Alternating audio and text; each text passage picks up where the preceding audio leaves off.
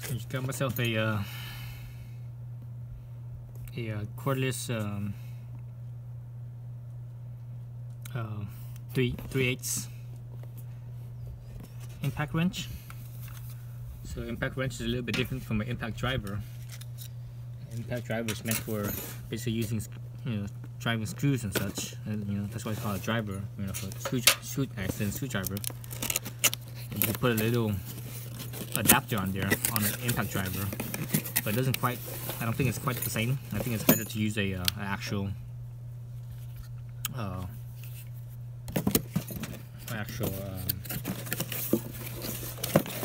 driver itself. There's the clip and the belt clip. Obviously the manual. There's the 3/8. So this one's a subcompact. Makita, in the last couple of years, they came out with the new series subcompact. So everything's a little bit smaller. I would say it does like probably about 90% of what the regular size one does. So here I have a battery. So this right here is a tool only, no batteries. So I got a bunch of batteries already, so I don't need any more batteries. Here's my battery, and the whole thing is light. That's very light. Actually, with this battery down in here, it's actually heavier. It feels heavier than the top does. So it's basically right now it's bottom heavy instead of top heavy.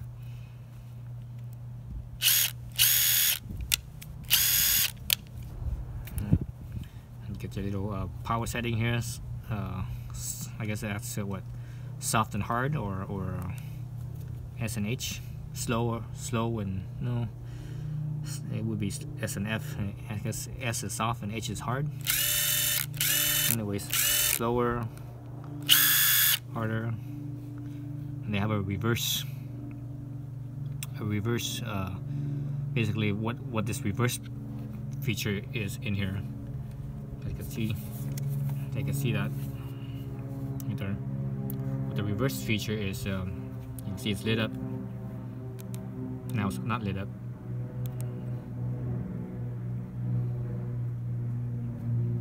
Soft, hard. What the reverse feature does is that it senses, when you're going in reverse, it senses when the bolt is loosened, then it stops. Because normally when it doesn't have that feature, or you don't activate that feature, you just turn that feature off. What happens is, even when it's loose, let's say you held it for just a brief second too long, it'll spin all the way out, and the nut will just go flying.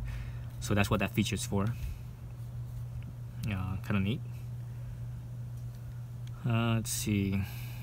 Makita Corporation of America, assembled in USA. Oh, look at that. That's surprising. It's not made in China.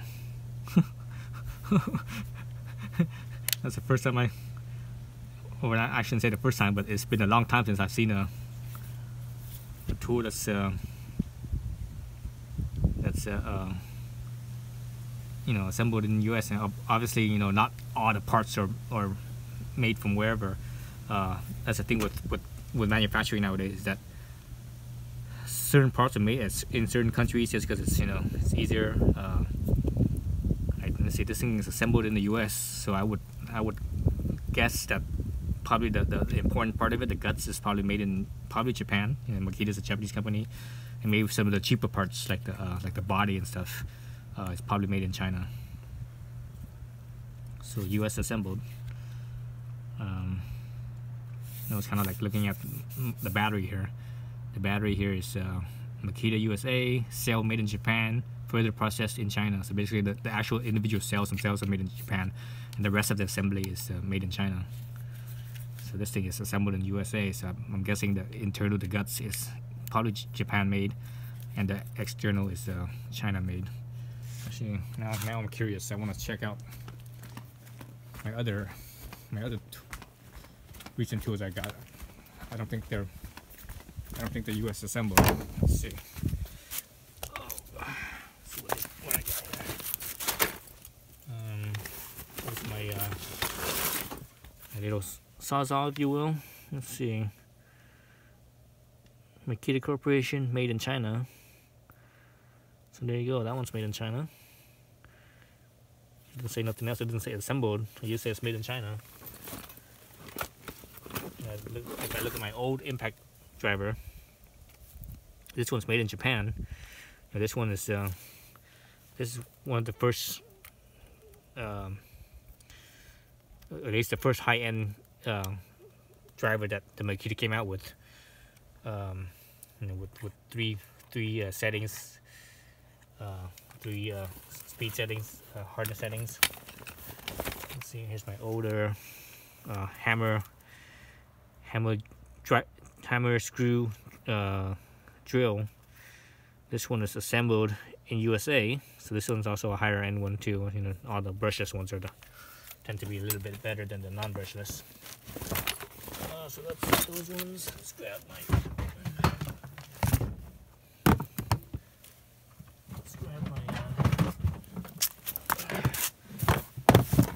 these ones over here. So this is the newer impact driver, basically also the subcompact. I think I probably showed this in my other video, but I can't remember. So let's see. Makita Corporation, blah, blah, blah, Japan, made in China. So let's say nothing about assembly. It just says made in China, so that means pretty much everything is made there. That would be my guess. But usually when it says assembled, that means it's, you know, exactly that. That means it's assembled. This one also says blah, made in China. Okay. Well, anyways, there you go. So this impact driver I have is it's assembled in US, so that's good. So I like that. So yeah, I like it. It's very small. It's very small. Let's look at my drill, because this is also a hammer drill as well. So we got the size here. I think it probably uses, I'm guessing it probably uses the same motor. You know, the same motor, just the mechanism where the motor attaches to is probably different. So that would be just my guess off the top of my head. Actually, let's look at the numbers here. Well,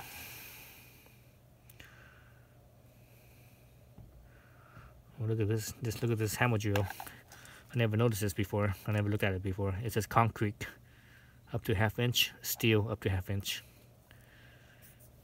Anyway, so let's look at this side. So obviously, you know, the whatever attachment, and I think the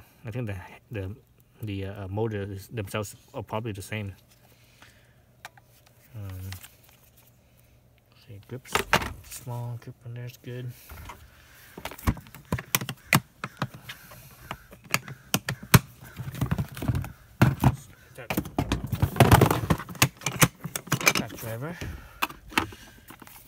Impact driver.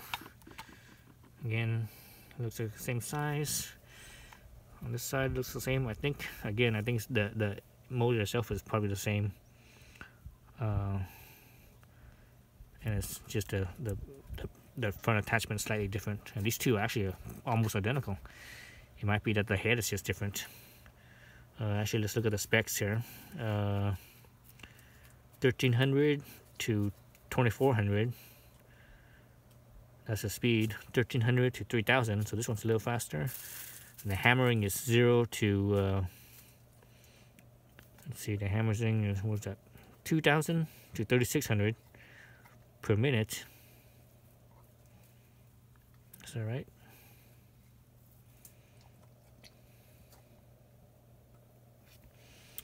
And this one is 1600 to 3900 per minute.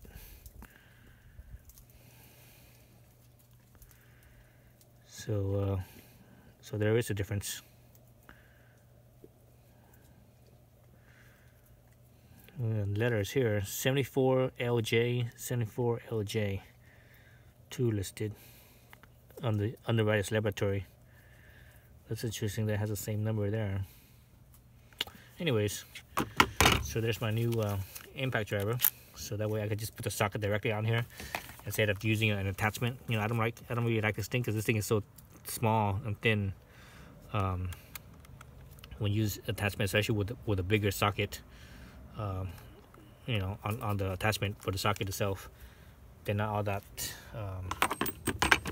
you know, they're not all that strong, right? Look at the attachment. You know, 3/8 drive here. You look at these two. You know, these are 3/8 drive, and this little thing here is just. This is only a. I think this is a 1/4 inch. You know, flat to flat. I believe it's only a 1/4 inch. So you know you could kind of essentially do the same thing like this, but I don't really like this very much. I'd rather have it like so. Yeah, I mean this one works. You know, this type has worked for me so far, but I don't think it's as strong as this one is, as far as the foot-pounds. I believe this one, on the numbers on this one, the foot-pound is something like 120 or 130 foot-pounds. So that's definitely stronger than this one. This one is not as strong. A little faster, but I don't think it's quite as strong as far as torque goes. So that's kind of the trade-off, right? With the speed, the more speed you get, the less torque you have, and the more torque you have, the less speed you have. You know, it's kind of like changing gears in a car, right? First gear has more torque. You know, as far as wheel torque goes.